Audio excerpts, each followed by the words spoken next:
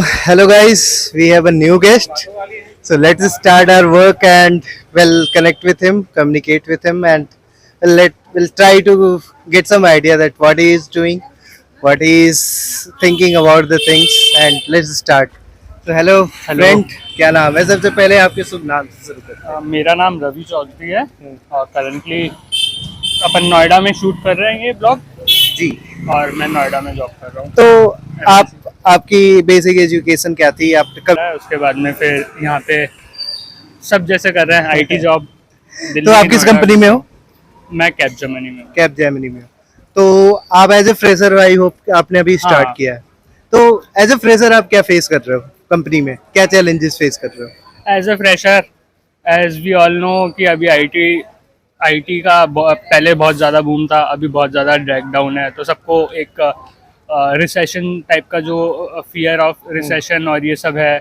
फिर कई लोगों को ऑफिस आने का मन नहीं है, उसमें से मैं भी हूँ कि ऑफिस क्यों जाना है जब वर्क फ्रॉम होम हो सकता है। बिल्कुल। तो आपको ये क्या सब- लगता है, वर्क फ्रॉम होम बेटर है या ऑफिस में जाके काम करना? क्योंकि आप दोनों कर चुके हो। वर्क फ्रॉम ऑफिस बेटर है क्योंकि नए लोगों से इंटरेक्शन होता है काम करने का। अगर कोई नया बंदा है या फिर कोई नए लोग हैं तो उनको सीखने में और समझ में आता है। घर बैठ के आप आपकी स्किल्स को ब्रश अप कर सकते हो, बट एक्चुअल में मार्केट में क्या चल रहा है या फिर किस चीज़ की डिमांड है, ऑल दैट थिंग्स, तो बोथ आर तो फार डिफरेंट। मैं भी आईटी सेक्टर में ही काम करता हूँ, तो मुझे लगता है ऑफिस में जाके आपको ज्यादा अपॉर्चुनिटीज मिलती हैं अपने आप को एक्सप्लोर करने की। हाँ, What और do you वहाँ पे think बंदा about that? वहाँ पे अपॉर्चुनिटीज मिलती है, नए बंदे मिलते हैं, बात करने का मौका मिलता है, चल क्या रहा है, एक्सपीरियंस लोगों से मिलने का मौका मिलता है कि जो चीज़ें उनको फेस करने में 2-3 साल उनको निकल गए, वो फेस करके कुछ अपॉर्चुनिटीज ग्रैब कर सकते थे, वो हम कैसे कम टाइम में कर सकते हैं। और दूसरी चीज़, एक वर्कहॉलिक एनवायरनमेंट मिलता है, लोग मिलते हैं। तो यहाँ पे मेरे कुछ और भाई लोग हैं आए हुए हैं, तो लेट्स स्टार्ट इंट्रोड्यूसिंग फर्स्ट। भाई लोग, क्या नाम है आपका? मेरा नाम सत्यम है। क्या करते हो आप? मैं जो बिजनेस एनालिस्ट एक आईटी इंडस्ट्री में ही काम करता हूँ। आईटी इंडस्ट्री में काम करते हो? कितने साल से काम कर रहे हो आप? 1.5 साल 2 साल हो गया। तो आप भी काइंड ऑफ फ्रेशर हो, राइट? बोल सकते आप क्या करते हो? I am in IT support in Cogent. अच्छा, My name is Tushar कहाँ से हो आप? from Bhopal. भोपाल से। तो गाइज हम लोग वही आईटी करें। तो भाई लोग, जैसे आपने बताया कि आप अभी आईटी कॉर्पोरेट सेक्टर में हो, तो आप क्या चैलेंजेस फेस करते हो day to day life in office? हैं। ऐसे गौर से देखा जाए तो हर दिन ही चैलेंज है आईटी इंडस्ट्री में। देखोगे तो कम की मतलब कहीं भी प्राइवेट इंडस्ट्री में ऐसे तो थोड़ा डिफिकल्ट होता है। आईटी इंडस्ट्री मतलब हर दिन अपना एक चैलेंज है। मतलब हर लेवल पे होता है। जो फ्रेशर है उसका एक अलग चैलेंज है, जो एक्सपीरियंस बंदा है उसका अलग चैलेंज है। हर रोल पे है, रोल टू रोल वेरी करता है किसका क्या रोल है उसमें। मतलब अपना अपना हम लोग का ऐसे अभी मान लीजिए आईटी इंडस्ट्री इन्फ्लेशन में चल रहा है, तो प्रोजेक्ट नहीं आ रहा है उस तरह से बड़ा पैमाना, कोई बड़ा प्रोजेक्ट नहीं आ रहा है। जो बंदे स्विच करना चाह रहे हैं वो भी स्विच नहीं कर पा रहे हैं। इस तरह से जो फ्रेशर है उस तरह जो हायरिंग का जो फ्रीक्वेंसी है वो उस तरह से नहीं आ रहा है। तो बहुत तो सारा स्किल challenge सेट है। इसमें बहुत मायने रखता है। तो स्किल सेट को क्या इम्प्रूव करने के लिए, अगर हमारे व्यूवर्स को कुछ आप लोग आइडिया देना चाहो कि कैसे आप लोग स्किल सेट इम्प्रूव कर रहे हो इस रिसेशन के दौर में, ताकि आपकी जॉब सिक्योरिटी रहे और good opportunities, you will find some good opportunities in future. Skill set का ऐसा है आईटी इंडस्ट्री में हर दिन अपने आप को इम्प्रोवाइज करते रहना पड़ेगा अपना स्किल्स को। मतलब डे बाय डे बेसिस में क्या है कि हर दिन कुछ ना कुछ बदलाव होते जा रहा है। तो उसमें अगर आप अपने आप को चेंज नहीं करोगे तो फिर आप पीछे छूट के रह जाओगे। तो वैसा है। लेकिन एक इशू ये भी है कि अगर मान लीजिए आप बहुत ज़्यादा स्किल है, कोई बंदा बहुत स्किल्ड है, लेकिन कोई कंपनी रिसोर्स भी बहुत ज़्यादा हायर कर लिया, लेकिन उसके मुताबिक कोई प्रोजेक्ट ही नहीं है, मतलब कोई उसको काम ही नहीं है, मतलब प्रोजेक्ट ही नहीं आ रहा है, तो रिसोर्स को यूटिलाइज कहाँ करेगा बंदा? मतलब कंपनी कहाँ यूटिलाइज करेगी उसको? तो वो भी एक इशू आ रहा है कि हाई पे मान लीजिए किसी का 10 लाख का पैकेज है, तो 10 लाख तक तो ठीक है, लेकिन कोई स्विच कर रहा है तो मान लो 12 लाख 15 लाख पे करेगा, लेकिन 15 लाख कोई कंपनी दे रहा है, फिर उसको कहाँ यूटिलाइज करेगा? प्रोजेक्ट ही नहीं है उसके मुताबिक। तो ये भी अभी मिड लेवल के जो ऑर्गेनाइजेशन है वहाँ पे ये भी इशू आ रही है। मतलब पहले था कि जो बड़ा बड़ा कंपनी है उसमें इशू आ रहा है, लेकिन अभी छोटा छोटा कंपनी में भी ये सब इशू आ रहा है। आप कुछ एडअप करना चाहोगे? स्किल कैसे बढ़ाएं लोग अगर रिसेशन चल रहा है, और ऑब्वियसली बहुत सारे फ्रेशर्स हैं जो बेंच पे हैं जिनको प्रोजेक्ट्स अच्छे नहीं मिल रहे हैं, तो वो क्या स्किल बढ़ाएं? उनका फ्यूचर में अप्रोच क्या होना चाहिए? First of all current situation की बात करें, फ्यूचर पे नहीं जाके, तो सबसे पहले तो जहाँ हैं वहीं बने रहें। दूसरी चीज़, जो भी अपॉर्चुनिटीज़ करंट में ग्रैब हो रही है वो ग्रैब करनी चाहिए। साइड बाय साइड जो आपकी वांट है या डिमांड्स हैं फ्यूचर को लेके, वो आप साइड बाय साइड करें। अगर आपके पास काम नहीं है तो आप अपनी स्किल्स को ब्रश अप कर सकते हैं।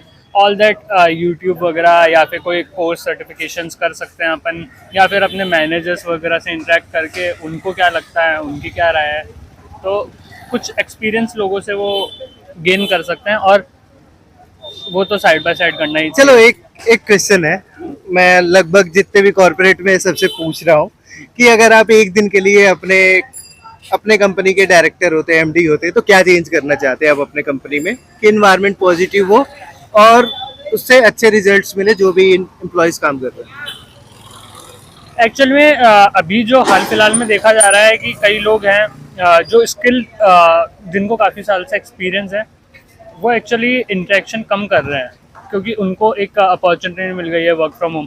तो रैदर देन एक फ्रेशर फ़ायदा उठा रहा है वो तो ठीक है, बट उसके अलावा जो एक्सपीरियंस है वो उसको ज़्यादा तरीके से यूटिलाइज कर रहे हैं। तो वो चीज़ कम होनी चाहिए। जब बड़े आएंगे तो छोटों को तो आना ही बिल्कुल पड़ेगा। सही है, अगर एक्सपीरियंस बंदे आएंगे तो फ्रेशर्स को हाँ, ज्यादा freshers फायदा। को आना ही पड़ेगा। और फिर क्वेश्चन पूछा कि अगर आपको अपने कंपनी का एक दिन का डायरेक्टर बना दिए, एक दिन क्या मतलब कुछ पॉलिसी डिसीजन लेने का, पॉलिसीज मेक करने का आपको अपॉर्चुनिटी मिले, तो आप क्या करना चाहोगे? ज़्यादा फायदा यही है कि जो सीनियर्स हैं या फिर जो हायर मैनेजमेंट है, टॉप मैनेजमेंट है, उसको क्या होगा कि लोकल लेवल पे जो फ्रेशर बंदे आ रहे हैं या फिर जो मिड लेवल की जो भी मतलब कमेटी जो भी है, ऑर्गेनाइजेशन है, उससे इंटरेक्ट करने से ये फायदा होगा कि उसको भी लगेगा कि नहीं, कोई सीनियर हमसे कुछ सीखने को मिल रहा है। क्योंकि आईटी इंडस्ट्री में क्या है, पैसा तो सब आदमी कमा रहा है, लेकिन जो लर्निंग और अर्निंग साथ में हो वो ज़्यादा बेटर है। मतलब तो जो सामने मतलब आप मेरे एक एम्प्लॉय हो तो आपको ये लगेगा कि हम इनके यहाँ पैसा भी कमा रहे हैं और इनके यहाँ सीख भी रहे हैं। वो जो चीज़ साथ में होता है, दोनों का एफर्ट देगा। मतलब अपना एम्प्लॉयर भी एफर्ट दे रहा है और एम्प्लॉय भी एफर्ट दे रहा है, तो ज़्यादा कंपनी के ग्रो करने के लिए अच्छा रहेगा। ये बिल्कुल। माइंडसेट से अगर करे तो ज़्यादा तो फायदा आप है। वर्क फ्रॉम होम ज्यादा प्रेफर करोगे या वर्क फ्रॉम ऑफिस? देखिए मेरा ऐसा मानना है, कोई बंदा अगर फ्रेशर है, साल 2 साल 3 साल 5 साल भी मान लेते हैं, तो उसके लिए वर्क फ्रॉम ऑफिस ज़्यादा बेटर है, क्योंकि उसके लिए लर्निंग अपॉर्चुनिटी बहुत ज़्यादा होगा। लेकिन कोई अगर एक्सपीरियंस बंदा हो गया जो अब उसको सैचुरेट हो गया है कि उसको काम एक लिमिटेड काम है, टीम मैनेज करना है या बहुत तरह का चीज़ जो हायर मैनेजमेंट में होता है, उसके लिए फ़र्क नहीं पड़ता। वो तो वहाँ पे आके चैम्बर में ही बैठ के काम कर रहा है, किसी से वो ज़्यादा इंटरेक्शन है नहीं, तो अपना वर्क फ्रॉम ऑफिस भी रहे, वर्क फ्रॉम होम भी रहे, उससे फ़र्क नहीं। उसके पर्सनल ग्रोथ के लिए भी, उसको पर्सनली भी बहुत ज़्यादा कुछ ऐसा है नहीं जो टीम से सीखना है या वैसा कुछ। लेकिन as a kind of fresher कोई रहता है बंदा, तो उसके लिए मतलब वर्क फ्रॉम ऑफिस ज़्यादा बेटर है। मतलब इन्वायरमेंट, वर्क कल्चर बहुत कुछ ग्रूम करेगा उसके हाँ, बिल्कुल पर्सनैलिटी सही में। बात है।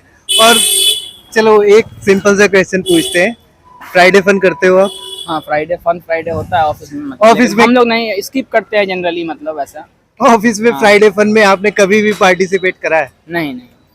क्यों इंथुसियास्टिक नहीं रहता है फ्राइडे फन? बहुत लोग स्किप करते डिपेंड हैं। करता है कि जैसे कि आदमी इतना खास प्रेशर में, दबाव में रहता है, लोग चाहता है इसको हटा के उससे कैसे काम कर लें, तो फिर 2 दिन जो और एक्सटेंड वीकेंड है अपना, वो ज्यादा बेटर हो। मतलब उससे वो बिल्कुल, सोच के मतलब बिल्कुल। कि काम का दबाव थोड़ा कम हो जाए इधर से, मतलब ऐसा आप फ्राइडे फ्रेशर्स में, फ्राइडे फन में कभी आपने करा है?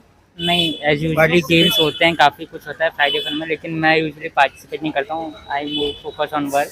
क्या यानी काम तो के बीच आपको में- क्या लगता है कि फ्राइडे फन में पार्टिसिपेट करना जरूरी है कि नहीं? अगर आप इतने इंटेंस माहौल में काम कर रहे हो, इतना प्रेशर है, तो वो रिलीज करता है प्रेशर या नहीं? Friday fun is helpful for employees और not? Yeah, it is helpful, but it more depends on a choice. Like यानी कुछ लोग इंटरेक्शन करना पसंद करते हैं लोगों से, like as I'm एक an दो introvert, चीज इसमें है like कि ये जो होता है कि- टीम बिल्डिंग जो होता है, मतलब टीम का जो कनेक्शन होता है, जो टीम कोलैबोरेट करके कोई चीज प्ले करता है, टीम स्पिरिट वाला जो चीज होता है, वो डेवलप होता है। लेकिन वो तब होता है जब आप एक टाइम दोगे। मतलब अब आधा घंटा 1 घंटा उसमें तो कुछ होने जाना है नहीं। मतलब उससे लोग समझते हैं कि उसको स्किप करके अपना काम पे ही फोकस करेंगे, आधे घंटे में तो कुछ होगा My नहीं। complete is only 15-20 minutes only, right? तो टीम में इंटरेक्शन से इससे मदद मिलता है। मुझे भी लगता है कि अगर फ्राइडे फन या ऐसे एक्स्ट्रा करिकुलम एक्टिविटीज में हम पार्टिसिपेट करते हैं तो टीम बिल्डिंग में मदद मिलता है, कोऑर्डिनेशन बढ़ता है, ट्रस्ट भी बढ़ता है और एक प्रेशर रिलीज भी होता है। इसके अलावा आप क्या एक चीज़ है जो अपने वो ऑफिस में चेंज करना चाहोगे इंफ्रास्ट्रक्चर वाइज? अभी का इंफ्रास्ट्रक्चर भाई अभी है कि अभी हाइब्रिड मोड ज़्यादातर लोग कंपनी जो प्रेफर करे ज़्यादा बेहतर है। मतलब कि सप्ताह में कम से कम दोनों चीज़ बैलेंस बना रहे कि 2 दिन 3 दिन आदमी आए, जब मन करे तो नहीं। 2 दिन ऐसे मतलब वर्क लाइफ बैलेंस उस हिसाब से, मतलब पूरा का पूरा ऑफिस ना रहे, पूरा का पूरा वर्क फ्रॉम होम ना रहे।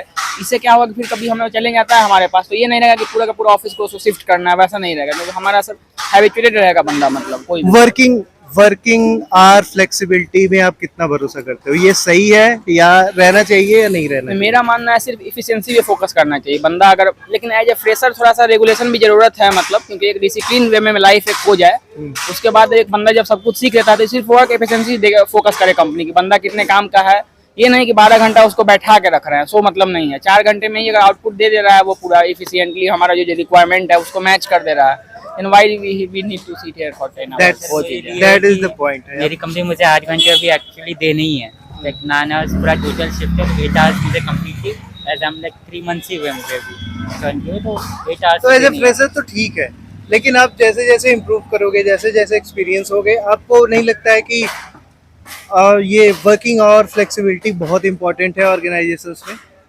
या it is very important because actually आप इतने कंटिन्यूसली वर्क करते हुए भी आप पूरे थक जाते हो, तो actually it is very important कि आपको बीच में थोड़ा रिलैक्सेशन या फ्लेक्सिबिलिटी काफ़ी ज़रूरी है। चलो ठीक है guys, thank you so much for having you, और आप लोगों से बात करके बहुत मज़ा आया, थैंक यू सो मच। और हमारा चैनल आप लोगों को